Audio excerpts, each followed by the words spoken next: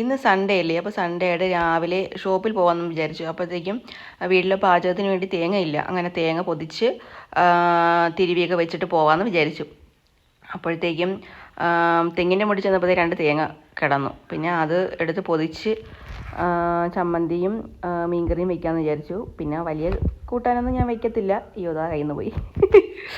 അപ്പോൾ തേങ്ങ പൊതിക്കുന്ന രംഗമൊക്കെ കണ്ടു കഴിഞ്ഞാൽ നിങ്ങൾ വിചാരിക്കും ഞാനങ്ങനെ അടുക്കളയിൽ കൈകാര്യം ചെയ്യുന്നത് കുറവാണെന്ന് നിങ്ങൾ വിചാരിക്കും. സത്യമാണ്, ഞാനങ്ങനെ അടുക്കളയിൽ അധികം സമയം സ്പെൻഡ് ചെയ്യാറില്ല.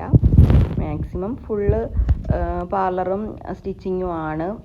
ഒരു തേങ്ങ പൊതിക്കുന്ന ദുരിതമാണ് നിങ്ങളീ കാണുന്നത്.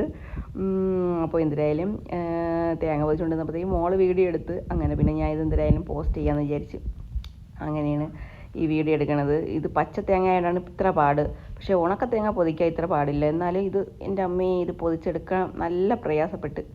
സാധാരണ ഞാൻ പെട്ടെന്നൊക്കെ പൊതിച്ചെടുക്കുന്നതാണ്. ഇപ്പോൾ കുറച്ച് നാളായി തേങ്ങയൊക്കെ പൊതിച്ചിട്ട്. അപ്പോൾ അതുകൊണ്ട് പാടാണ്. എന്തായാലും എങ്ങനെയൊക്കെ ആയാലും തേങ്ങ പൊതിച്ചെടുത്തിട്ടുണ്ട്. ഞാൻ കഷ്ടപ്പെട്ട് തേങ്ങ പൊതിക്കുന്നത് കണ്ട് അപ്പുറത്തെ ആൻറ്റി നോക്കി ചിരിക്കുന്നു.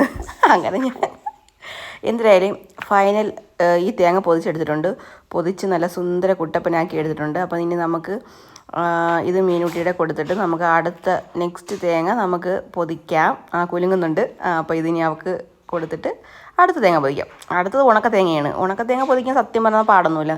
ഫസ്റ്റ് തേങ്ങ പൊതിച്ചതിനേക്കാട്ടി എളുപ്പമായിരുന്നു ഉണക്ക തേങ്ങ പൊതിക്കാൻ. അത് ഈ വീഡിയോയിൽ കാണുമ്പോൾ നിങ്ങൾക്ക് മനസ്സിലാവും. അത് ടുട്ടുടൂടെ കുരച്ചിലാണ് കേട്ടോ ഈ വീഡിയോയിൽ വോയിസിൽ വരുന്നത്. അവൻ്റെ വായ എപ്പോഴും ഇങ്ങനെ സംസാരിച്ചുകൊണ്ടേയിരിക്കും. പോട്ട് ഇടാ, ഒന്ന് നിർത്തടാ, ഞാൻ വീഡിയോ എഡിറ്റ് ചെയ്യുന്നടാ. റോഡ് ആരെങ്കിലും പോയാൽ പിന്നെ അങ്ങനെ തന്നെ കുര തന്നെ.